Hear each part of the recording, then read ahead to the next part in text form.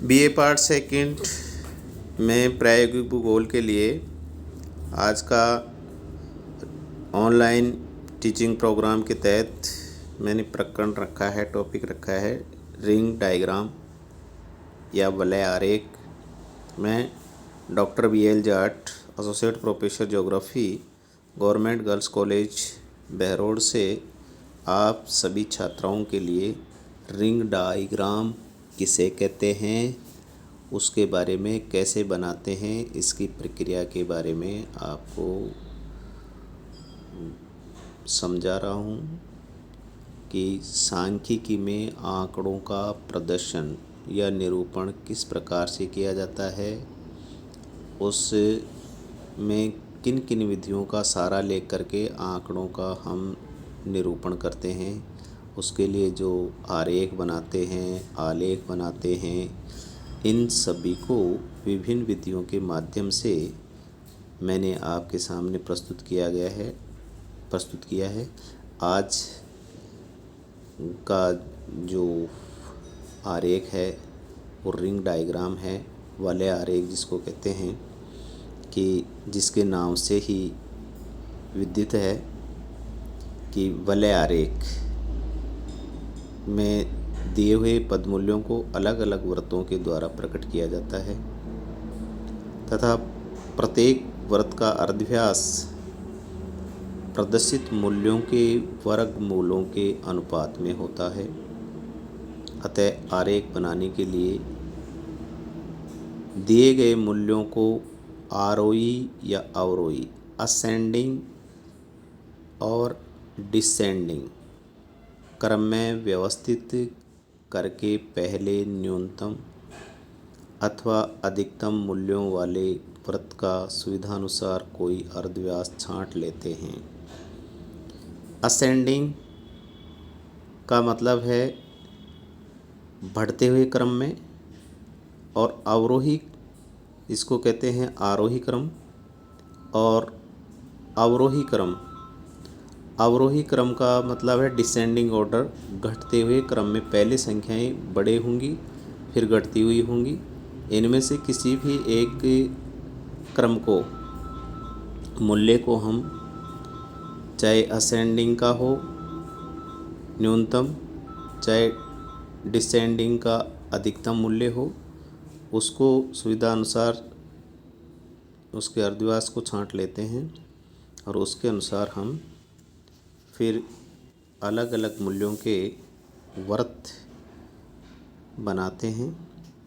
जैसे मान लीजिए न्यूनतम संख्या प्रकट करने वाले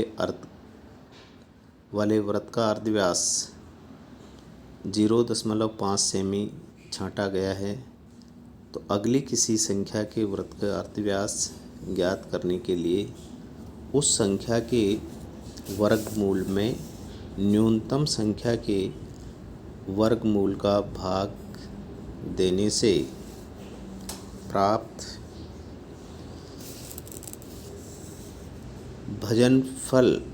भागफल में 0.5 सेमी की गुणा की जाएगी, अर्थात द्वितीय संख्या के वृत्त का अर्धव्यास बराबर द्वितीय संख्या उसका अंडर रूट अपॉन न्यूनतम संख्या उसका अंडर रूट गुणा 0.5 सेमी।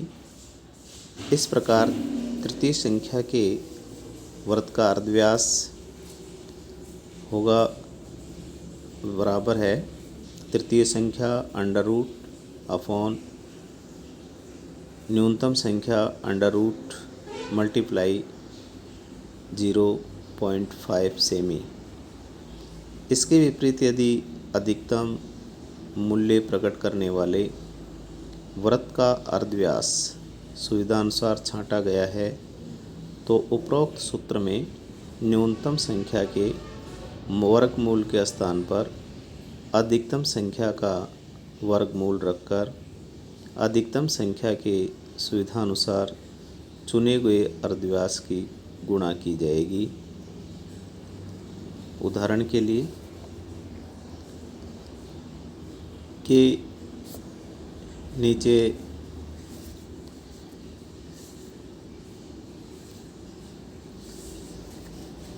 नीचे वलय आरेख के आंकड़े दिए गए हैं। इन आंकड़ों को सर्वप्रथम दिए गए आंकड़ों को आरोही क्रम में अरेंज कर लेते हैं।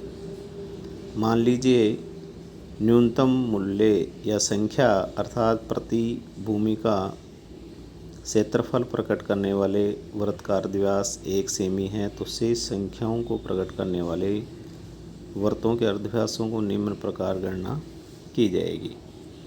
जैसे भूमि का वर्गीकरण है कि भूमि प्रतिभूमि भी है, प्रति के अतिरिक्त अन्य अकृष्ट भूमि है, कृषि के लिए अपर्याप्त भूमि है, वन है और कृष्ट भूमि है। क्षेत्रफल दे रखा है करोड़ हेक्टेयर में 2.40, 3.36 hectare, 3.95 crore hectare, 6.68 crore hectare और 14.02 करोड़ हेक्टेयर।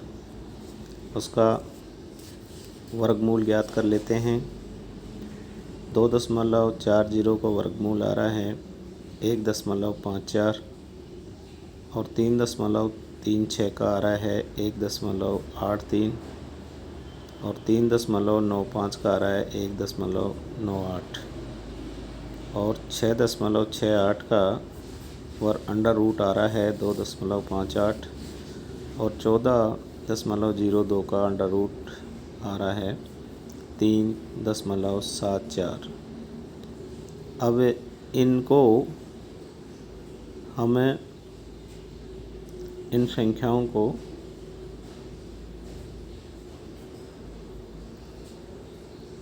हमें 1 से मल्टीप्लाई कर देते हैं। 1 से मल्टीप्लाई करने के बाद में जिस फार्मूले के तहत कि चूँकि न्यूनतम संख्या के वर्गमूल को प्रकट करने वाले वृत्तकार व्यास बराबर 0.5 सेमी है, इसलिए द्वितीय संख्या के वर्गमूल को प्रकट करने वाले वृत्तकार व्यास होगा द्वितीय संख्या का अंडर रूट अपॉन न्यूनतम संख्या का अंडर रूट गुणा 0.5 सेमी ज्ञात करके और उसका वो ज्ञात कर लेते हैं। अर्धव्यास आता है इससे। अब अर्धव्यास ज्ञात हो जाने पर इन वृत्तों को अलग अलग अथवा सकेंद्रीय वृत्तों के रूप में अथवा एक दूसरे के भीतर परिधि के किसी एक उभयनिष्ठ बिंदु पर स्पर्श करते हुए खींचा जा सकता है। प्रत्येक वृत्त को उस संकेत के अनुसार छायांकित करके उस पर प्रदर्शित मूल्य को अंकों में मान लिया जाता है। यहाँ डायग्राम में 2 तरह से हम वलय आरेख बनाते हैं। एक वलय आरेख में अर्धव्यासों को केंद्रीय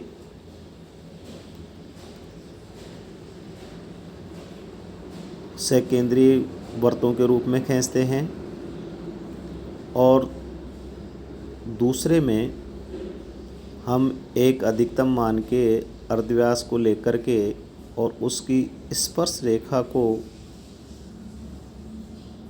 अर्धव्यासों की स्पर्श रेखा मानते हुए उसके केंद्र अलग अलग होंगे, लेकिन स्पर्श रेखा एक ही होगी, इसके अनुसार उसको खींचते हैं।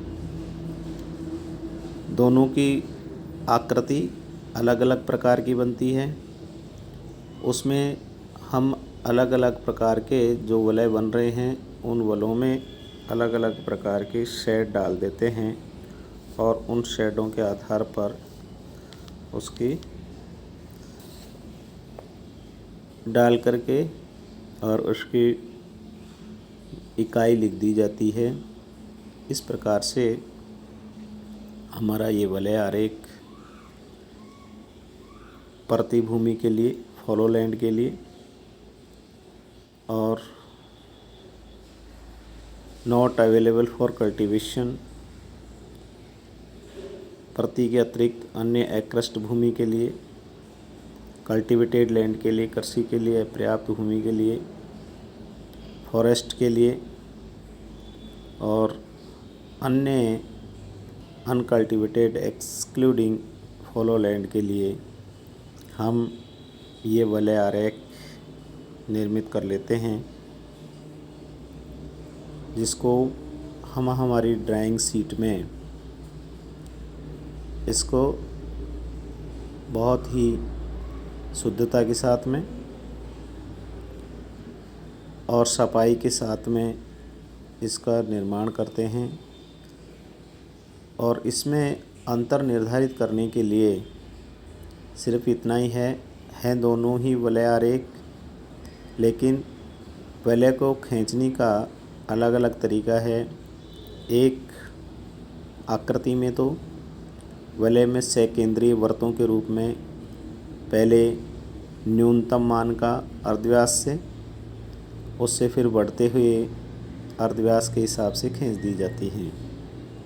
लेकिन दूसरी जो आकृति हमें दिखाई दे रही है उसमें अधिकतम मान का के अर्धव्यास का वृत्त खींचने के बाद में उसकी स्पर्श रेखा को टच करते हुए विभिन्न अर्धव्यासों के, जिनके केंद्र भिन्न भिन्न होंगे लेकिन स्पर्श रेखा एक ही होगी, उसको केंद्र मानते हुए वलों की रचना की जाती है। इस प्रकार से हमारे द्वारा ये वलय आरेख या रिंग डायग्राम की रचना कर ली जाती है।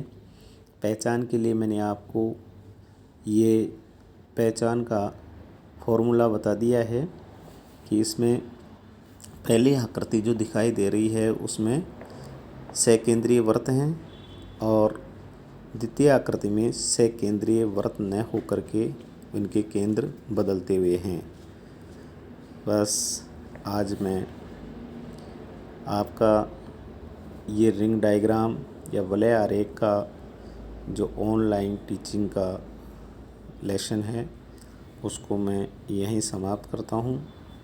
सभी द्वितीय वर्ष की छात्राओं को धन्यवाद ज्ञापित करता हूँ कि वो अपनी सीट में इस रिंग डायग्राम को बहुत ही शुद्धता और सफाई के साथ में निर्मित करेंगी और सीट को बनाते समय उसका हेडिंग ऊपर की साइड में और उसका स्केच जो आकृति है वो बिल्कुल मध्य के अंदर होनी चाहिए और उसको निर्मित कर बनाते समय उसकी शुद्धता पूर्ण रूप से होनी चाहिए। धन्यवाद।